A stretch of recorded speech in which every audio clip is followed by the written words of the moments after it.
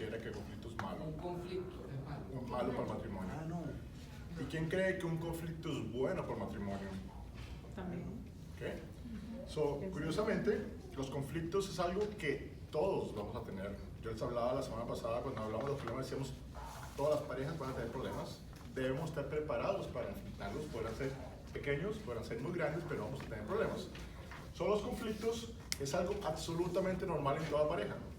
So, tener conflictos que para algunas personas puede ser malo. Quiero darle la buena noticia que los conflictos son una buena cosa si los sabemos utilizar bien. Un conflicto es algo que no puedes evitar, es algo que hace parte de lo normal, algo que en un momento debemos esperar. No quiere decir que estamos esperando que haya problemas, pero que problemas pueden presentarse, entonces debemos saber enfrentarlos. No necesariamente los conflictos deben ser malos y destructivos, no deben acabar con una pareja. Si sabemos utilizarlo, y vamos a hablar ahora en un momento, esos conflictos lo que van a hacer es a potencializar, lo que van a hacer es fortalecer, lo que van a hacer es que la pareja va a hacerse mucho más sólida si lo aprendemos a utilizar. Debemos saber, puede ser que esa oportunidad que se crea, como lo estoy diciendo, crea que la unión matrimonial sea aún más fuerte y podemos permitir que Dios pueda utilizarlos para el beneficio de la pareja. Por eso que a veces nos preguntan, a veces las personas que no practican y no conocen lo que es nuestra vida cristiana, a veces las dificultades, las personas no entienden por qué nos gozamos de cierta manera por una dificultad, o no entienden por qué para nosotros, por decirte un ejemplo, un ser querido muere y algunas veces nosotros no vamos a llorar porque murió, sino vamos a celebrar la vida que vivió y lo que sucedió y porque estamos seguros de una vida eterna, ese tipo de cosas, lo cual hace así diferente. Nosotros tenemos que aprender de los problemas difíciles, que los problemas difíciles simplemente nos están moldeando, y por eso también lo que hablaba el pastor ahora, la piedra golpeándose, los matrimonios es exactamente igual. El conflicto lo que hace es que el matrimonio se pula cada vez más para que sea más perfecto dentro de lo que Dios quiere para nosotros, para que el matrimonio sea más estructurado y madure mucho más. Y los conflictos hacen parte de eso si los sabemos utilizar. So, el objetivo no es evitar un conflicto, el objetivo no es tratar de ser perfecto, sino el objetivo es aprender a hacerle frente. Y eso es importante, y Marta lo decía ahora, hacerle frente significa que no nos podemos quedar callados, que no podemos ignorarlo o debemos de pronto pasarlo por alto, sino todo lo contrario. Debemos aprender a enfrentarlo, debemos saber que tenemos que cogerle frente y sacar adelante el conflicto. Debemos ver eso como una oportunidad para crecer como pareja, porque a través de eso se glorificará Dios entre nosotros y nuestra pareja y nuestra familia. Entonces, ¿cómo nos enfrentamos al conflicto? Lo primero que tenemos que hacer cuando un conflicto llega a nosotros es que debemos entender que el conflicto, para que exista, en el caso de la pareja, deben haber dos personas. Y esas dos personas están en un punto de pronto diferente, en un punto en que no están de acuerdo, por lo cual eso es un conflicto. Pero la primera parte del conflicto es que nosotros debemos reconocer, que es la más fácil, entre comillas, es que nosotros nos veamos en un espejo, nos demos cuenta que el primer personaje que está involucrado en el conflicto somos nosotros. Entonces, si no reconocemos que el conflicto necesita de los dos y que nosotros tenemos parte del conflicto, no importa que nosotros seamos la menor causa de razón del conflicto, no importa que nosotros somos los que hacemos que ese conflicto haya llegado a su punto sin ser lo que haya dañado la situación, pero tenemos una parte, de lo contrario no existiría el conflicto. Tenemos que tener una parte de balance. Entonces, ese conflicto debemos entender que nuestra participación es pequeña o grande, pero que nosotros tenemos participación en el conflicto. Entonces, lo primero que tenemos que hacer es identificar nosotros mismos qué es lo que yo estoy haciendo, qué es lo que yo he dejado de hacer, o cómo es que yo contribuí para que este conflicto se presentara. Entonces, me llego a mí mismo y empiezo a revisarme dentro de mí qué está sucediendo.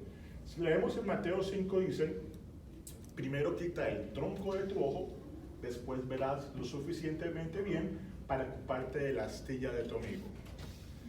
Es común que nosotros, especialmente en la pareja, nos veamos en un conflicto y inmediatamente nos vamos: tú eres la culpable, tú fuiste la que creaste el problema, tú fuiste la que llegaste tarde, tú fuiste la que no hiciste, y nos tiramos a la otra persona. Y resulta que nosotros tenemos que primero resolver la parte que nos hemos creado en el conflicto, y esa es la parte primordial.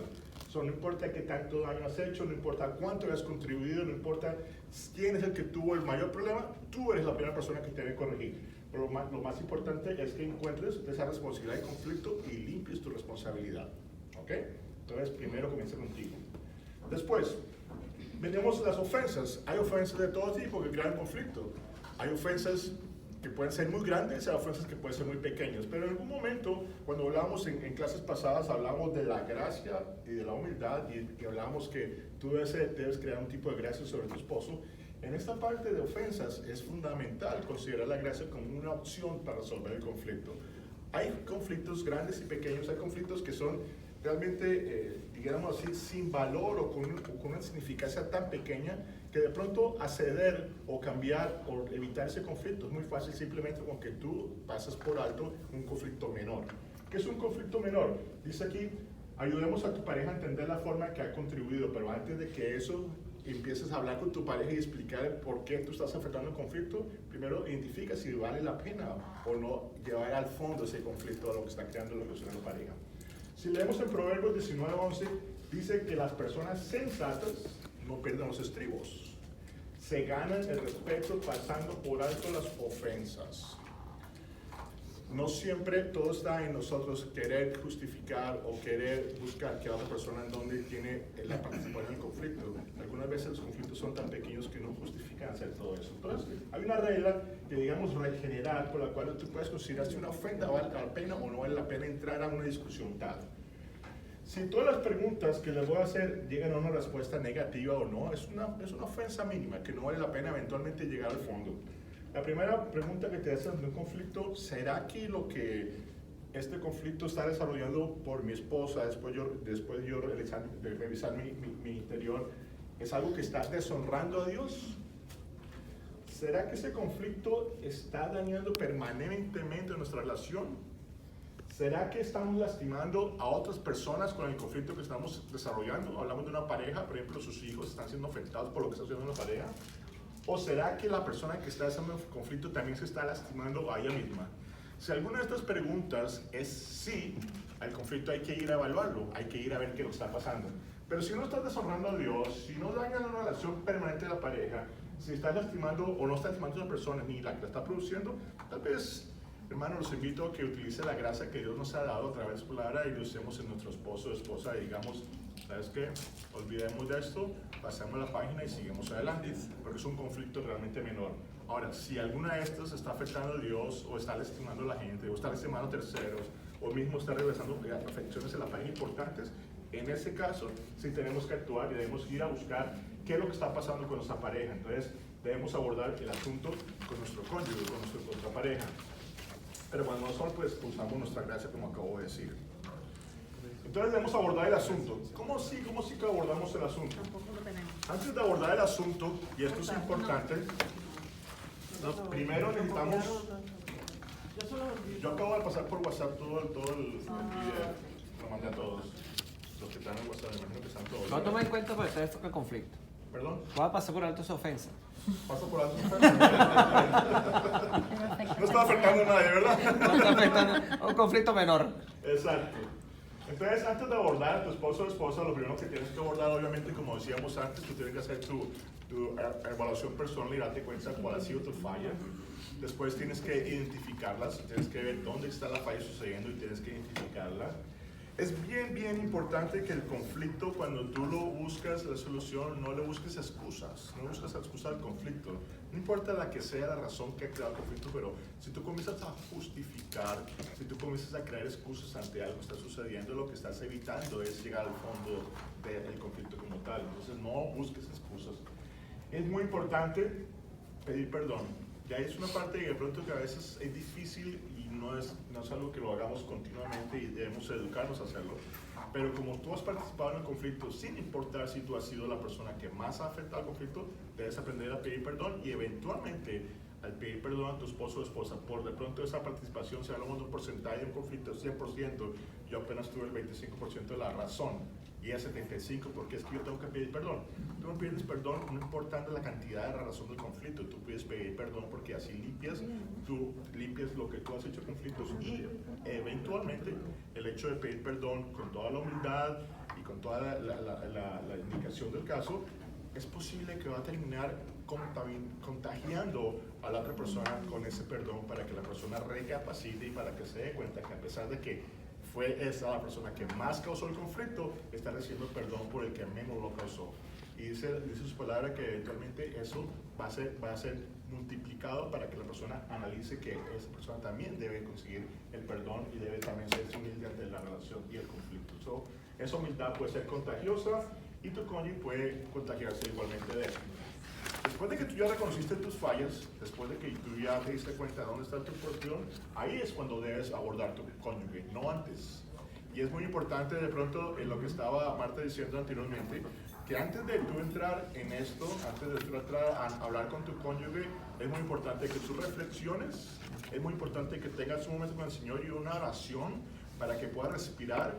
Y me gusta ahora, muchas veces, cuando estamos escuchando música, ahora está común en el Advent Hell, cuando estás escuchando de pronto Pandora, de pronto dice, llega un momento como para respirar, entonces tú inhalas y después exhalas y lo tomas lentamente.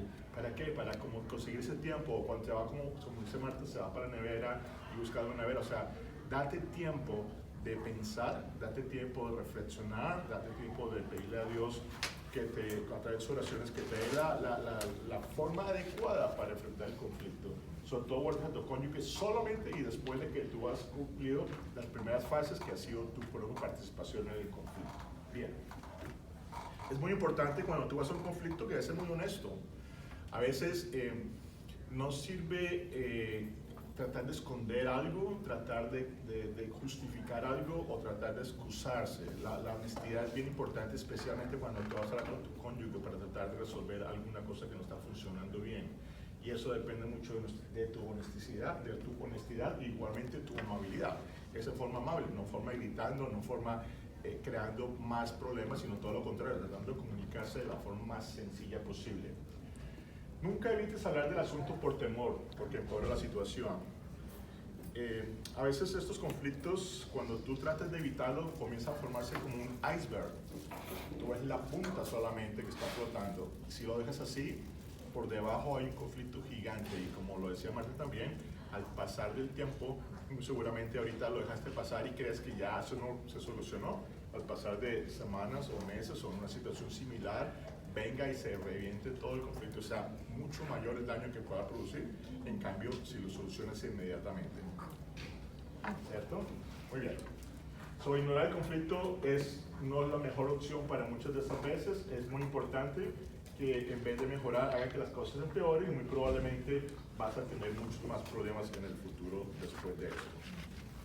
Solamente después de que tú te identificaste, después de que revisaste las razones por las cuales tú participaste, igualmente buscaste hablar con tu cónyuge, te das cuenta de que eventualmente necesitas ayuda. Y necesitas ayuda es importante que nosotros estemos preparados y sepamos que no somos solos, que no estamos solamente los dos, que tenemos posibilidades de eventualmente actuar o pedir una ayuda a otras personas, pero eso es una ayuda idónea y eso es bien importante cuando estás enfrentando un conflicto, porque a veces nosotros pensamos que si nosotros vamos a buscar una ayuda, vamos a buscar al vecino, el del frente, el de al lado, el que ha tenido problemas parecidos, y no siempre es la mejor ayuda para todo eso. Entonces, como decíamos anteriormente, los conflictos generalmente tratamos de resolverlos entre los dos. Debe haber un proceso en donde estamos en oración, como lo decía antes, estamos en oración con el Señor para reflexionar, estamos después en comunicación, debemos comprometernos a lo que estamos hablando con nuestra pareja y buscamos la forma de solucionar, nunca evadiendo el problema. Pero si después de hacer todas estas opciones y después de hablar con nuestro cónyuge, no conseguimos llegar a un punto, si pasa un tiempo y todavía el conflicto continúa, ahí es cuando debemos buscar ayuda profesional. Y ayudas profesionales hay muchas. Obviamente, la primera que podemos recurrir a nuestra iglesia, si necesitamos ayudas profesionales, muchas veces recurrimos directamente a los pastores, recurrimos de pronto a un grupo como este, recurrimos haciendo seminarios de pareja, recurrimos aprovechando momentos especiales de volver a reencontrarnos para encontrar la solución a nuestros conflictos. Y si a veces eso no llega a ser suficiente, obviamente hay centros de aconsejamiento, pero obviamente busquemos el que es real, que es idóneo, el que va a solucionarnos, no lo que la gente a veces hace. Cuando tú buscas una ayuda externa o de la iglesia profesional, es muy importante dos cosas. No sé si les ha pasado, pero a mí me pasa muy comúnmente, que llega una pareja y cuando están hablando con nosotros, y a veces ha pasado frente a frente que la esposa o el esposo habla del conflicto al frente de su pareja y trata de hacer dos cosas. La primera cosa que trata de hacer es demostrar de que el problema que está sucediendo es por causa de la otra persona. Es que mi esposo no hace como pensamos, o no actúa como queremos, o es la razón del problema número uno. Y número dos, algunas veces si el esposo o esposa no está, yo vengo a contarles una historia de mi esposa, pero lo que quiero que sepan es que yo soy el bueno del paseo, yo soy el que hago bien las cosas y ella es la que siempre la embarra, ella siempre la hace las cosas mal. Entonces yo vendo mi imagen ante el grupo al que quiero o estoy pidiendo ayuda de que yo no estoy haciendo nada. O sea, realmente el problema está en la persona que no está aquí. Y hay un error muy grande. Los dos son errores muy grandes. Siempre cuando buscas una ayuda profesional es muy importante asegurarse que los dos estén en el mismo nivel de compromiso con el problema y que los dos entiendan que va a haber una solución y que nunca vas a poner o en tela de juicio o vas a colocar en menosprecio a la otra persona, o porque no está, o porque tú estás en conflicto y quieres que las personas se vayan a tu favor y no en tu contra, ¿verdad? Es todo lo contrario, tiene que ser completamente plano, los dos están bajo las mismas circunstancias y los dos tienen la misma participación dentro del conflicto, y así mismo vamos a buscar la solución. Y es bien importante, siempre que lo hagamos y cuando busquemos ayuda, presentarlo de esa manera. Y debemos entender, como ya hablamos anteriormente, de que nuestra pareja ha sido la bendición que Dios nos ha regalado.